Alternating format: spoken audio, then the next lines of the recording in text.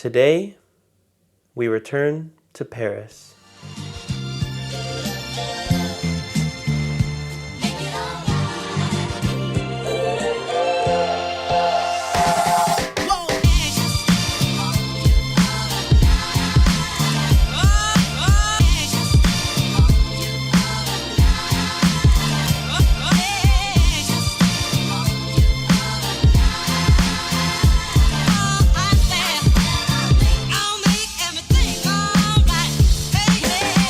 Welcome to day 5 of our French road trip. Today, we will be exploring 3 of Paris's most iconic landmarks. The places that most people picture first when they think of the City of Love.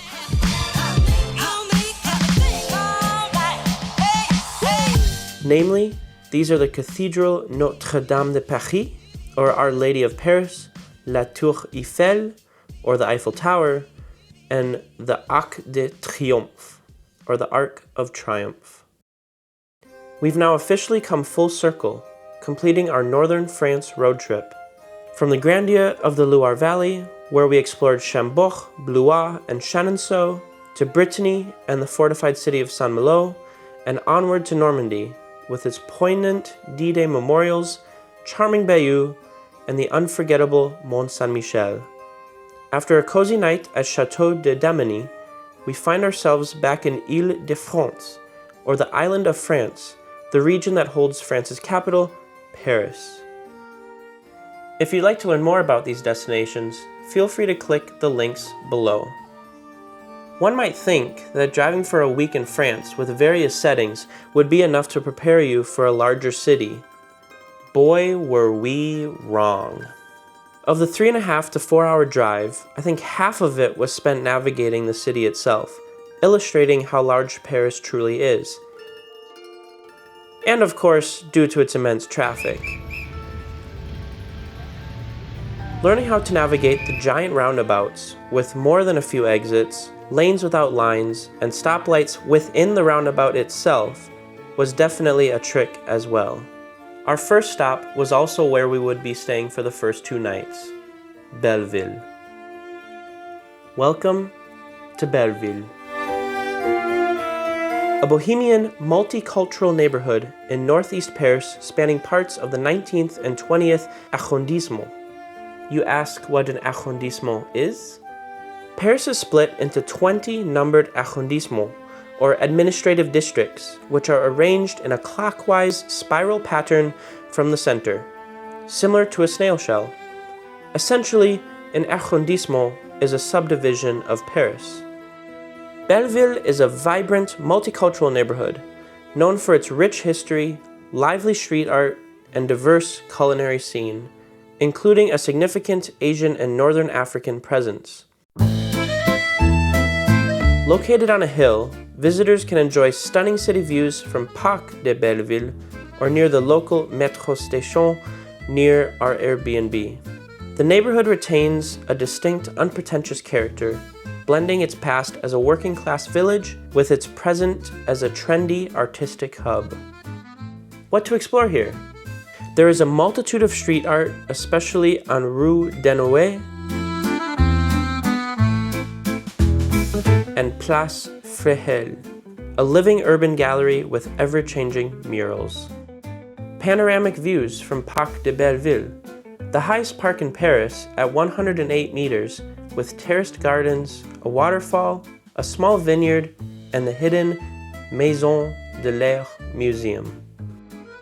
And cultural gems, Saint-Jean-Baptiste Church, or the secret follies like Villa du Carré Baudouin.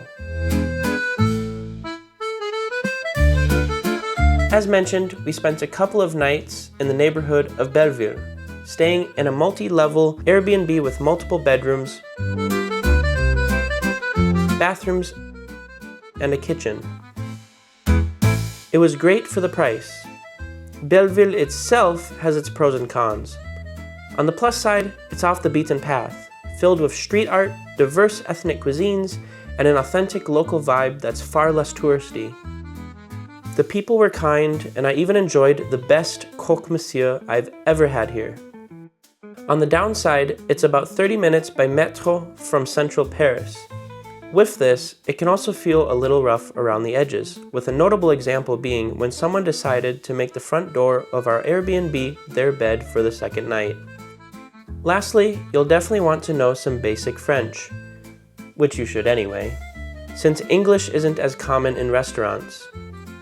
At night, it's much quieter than central Paris, which can be good or bad depending on what you're looking for. Overall, if you have an extra day, love authentic neighborhoods, and don't mind being outside the tourist hub, Belleville can be a rewarding place to explore. But for a first-time trip, I'd suggest staying in central Paris, where all the main attractions are. Speaking of which, let's take Metro Line 11 and head over, shall we? One interesting feature I noticed was certain Metro lines, like 11 and 6, utilized wheels with rubber tires compared to the traditional metal railway wheels. It's said that these are used for better traction and allow for faster acceleration and braking.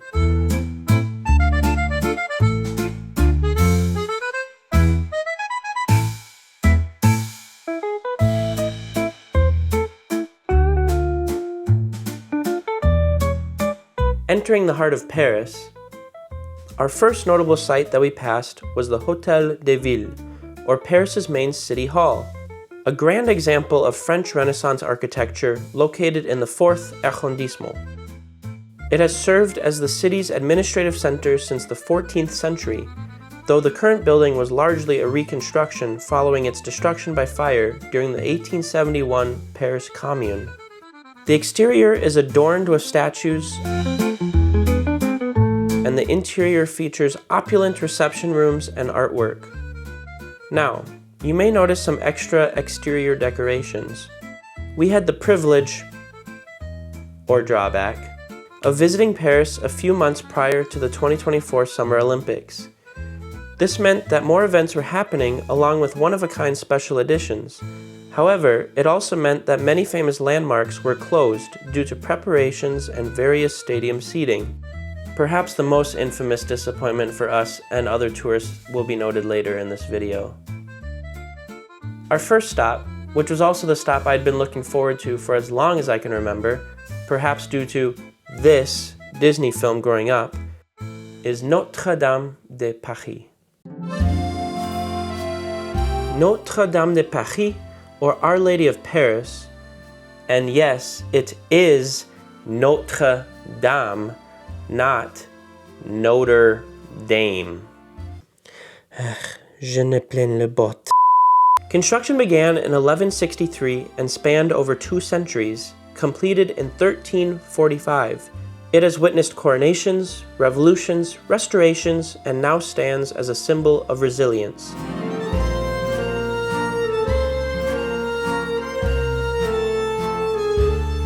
If passion relics are an interest of yours, Notre Dame houses the Crown of Thorns, which can be seen on the first Friday of each month and during all of Lent. A masterpiece of Gothic architecture with stunning flying buttresses, gargoyles, and stained glass.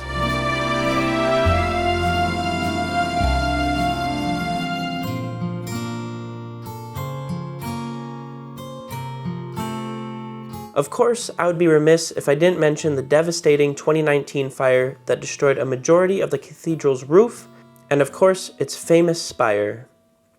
One of my biggest disappointments for this trip and my second Paris visit later this summer was being unable to go inside the cathedral.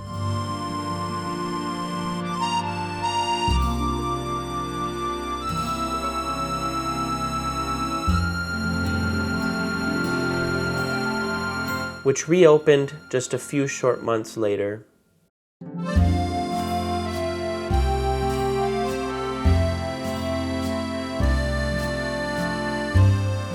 From here, snap beautiful shots from the nearby areas, including Square Jean the 23rd,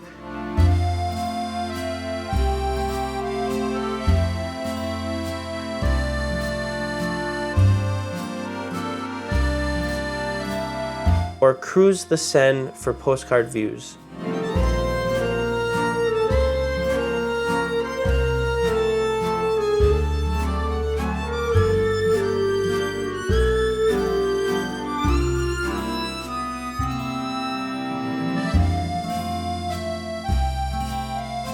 pro tip, I found the best shots for an overall picture of the cathedral are taken across the bridge on the other side of the river.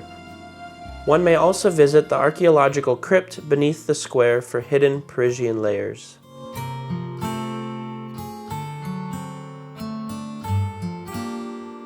From here, we slowly made our way to the most famous landmark of Paris,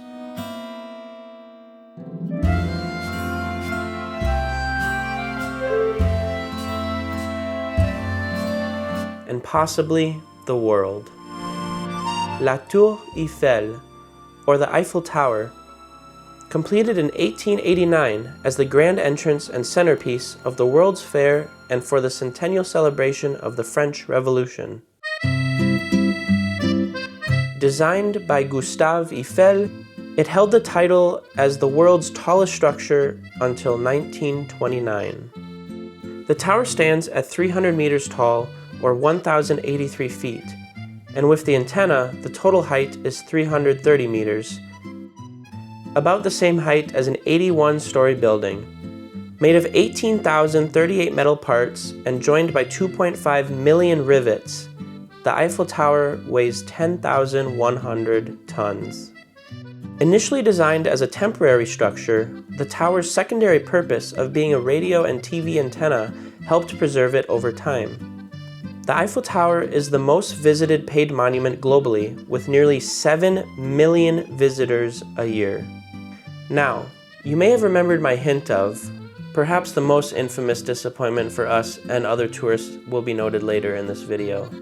This was in regards to Champs-Élysées, or the main park and green space below the Eiffel Tower that one may attribute to picnics and naps, being closed to the public for the 2024 Olympics Eiffel Tower Stadium, hosting beach volleyball and other events.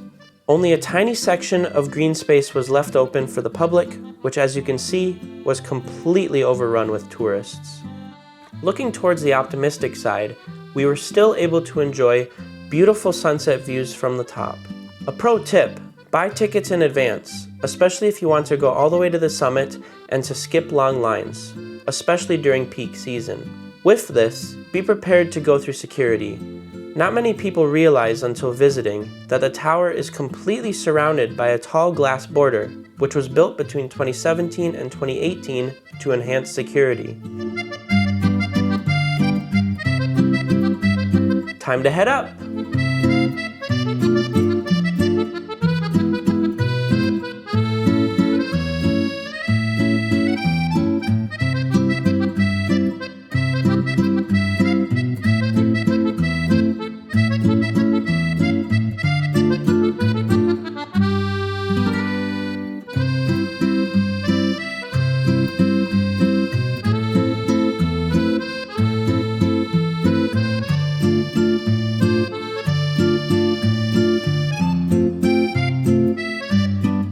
There are 3 levels to the Eiffel Tower, each with different characteristics.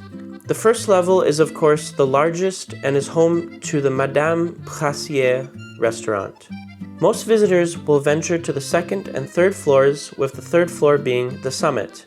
If you would like to go to the top, there is a direct elevator that goes to the 2nd floor, then one must change elevators to go to the summit.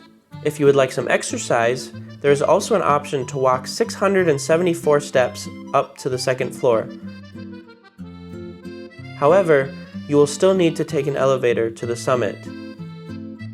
The 2nd floor is home to a Michelin-starred restaurant, namely Le Jules Verne. From here, enjoy iconic views and the thrill of ascending high above Paris. We ventured to both the 2nd and 3rd floor observation decks, which both offer completely different experiences. For more space and better detail for spotting landmarks, visit the 2nd floor. For a more impressive and comprehensive panoramic view of the entire city, 3rd floor is perfect. Now, before you ask, yes, there are bathrooms on every floor, including the summit, and yes, it is indeed free. I would hope so. The summit also has a champagne bar, a model of the Eiffel Tower,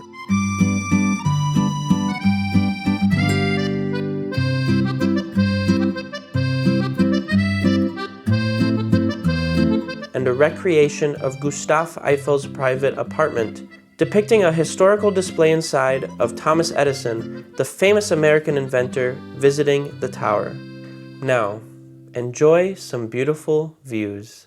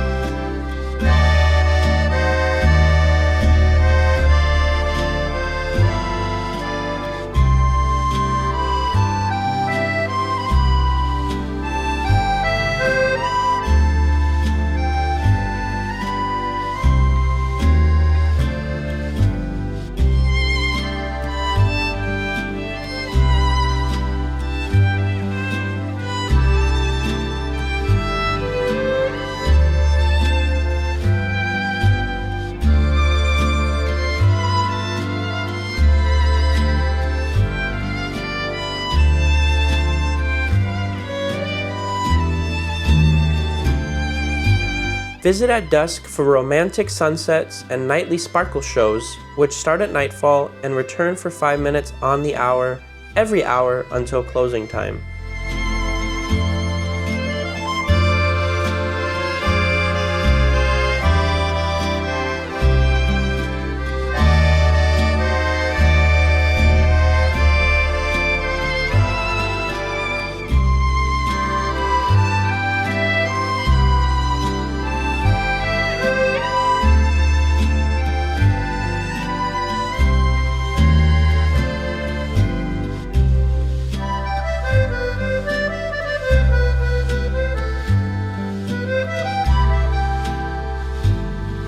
Fun fact, the Eiffel Tower's lighting display at night is protected by copyright, and it is a copyright violation to use photos of the Eiffel Tower at night for commercial purposes. If you're still seeing this section of the video, that means we're okay. For now. From here, we left the beautiful Parisian nightlife and headed on back to the place we were staying for the night. We are now actually going to jump to the second half of tomorrow to see our next site. This day we visited two major sites, with the first one being the Palace of Versailles, which I figured is big enough in itself to have a dedicated video. Returning back to Paris, however, we visited Champs-Élysées and the Arc de Triomphe. No trip to Paris would be complete without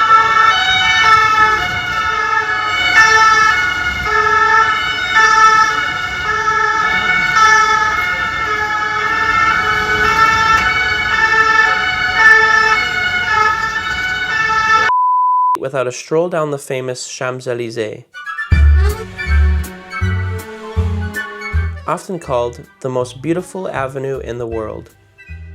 Stretching nearly 2 kilometers or 1.2 miles from the Place de la Concorde to the Arc de Triomphe, this grand boulevard is lined with luxurious boutiques, cafes, cinemas, historic architecture, and cultural sites like the Grand Palais. It was originally laid out in the 17th century by André Le Nôtre as an extension of the Tuileries Gardens, but today it's become a symbol of Parisian style and celebration. Champs-Élysées is lively and iconic, perfect for people watching, shopping, or catching major events like the Tour de France finale or the Bastille Day parade.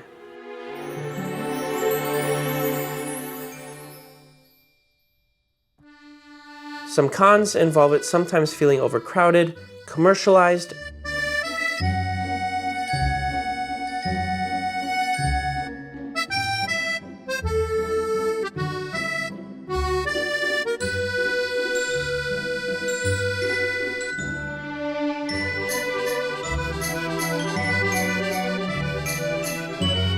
and more touristy than authentically Parisian. Heavy traffic has also taken a toll on its ambiance.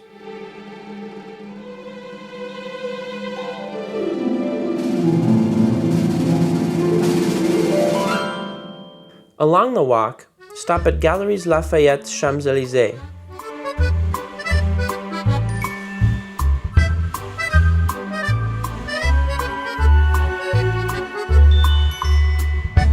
Do note, this is distinct from the more famous Galeries Lafayette Haussmann, which will be seen during my second visit to Paris later this summer.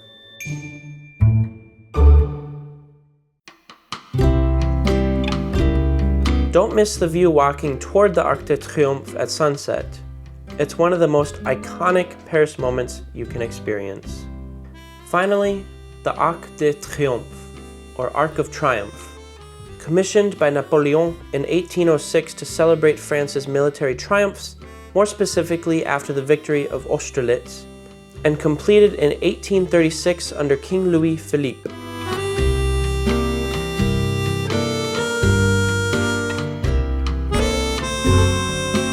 The structure stands 50 meters high and 45 meters wide.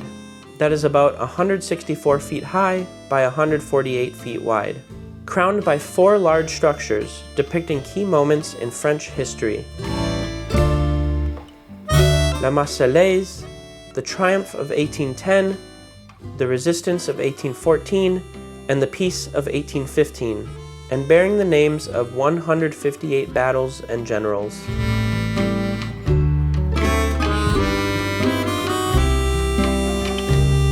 Beneath it lies the tomb of the unknown soldier, with a flame rekindled daily at 6:30 p.m., a powerful symbol of remembrance for World War I. Its top offers sweeping views of the 12 avenues radiating from Place Charles de Gaulle. And yes, you heard me right. The roundabout around the Arc de Triomphe is a 12-lane junction with no painted lines for lanes, creating a chaotic but somehow functional flow of traffic around the monument. To make it extra fun, unlike a typical modern roundabout where the vehicles already in the roundabout have the right-of-way, here the vehicles entering the roundabout have the right-of-way. The number of lanes is often described as infinitely variable because drivers create their own paths to navigate the traffic. It's fun just standing on the side and watching the satisfying chaos unfold.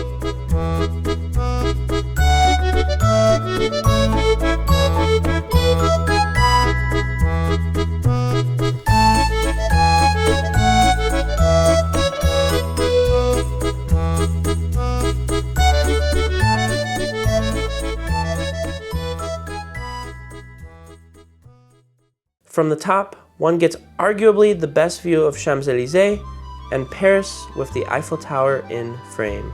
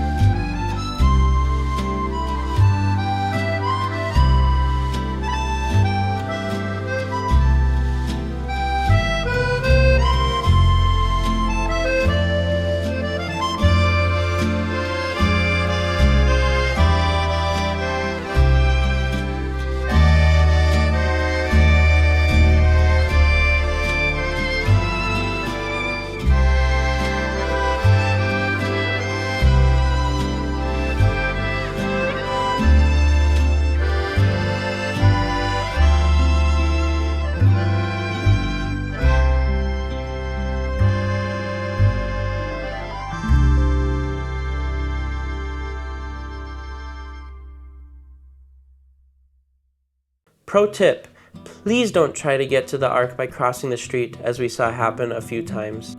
There's a pedestrian underground tunnel that runs underneath the roundabout, providing a much safer alternative. Also, admission is free on the first Sunday of certain months, and it is always free for those under 18, for EU residents between 18 to 25, and for disabled persons. From Belleville's multicultural setting to Notre Dame's Gothic grace, the Eiffel Tower's glittering height, and the Arc de Triomph's commemorative splendor, Paris offers layers of history, culture, and unique experiences.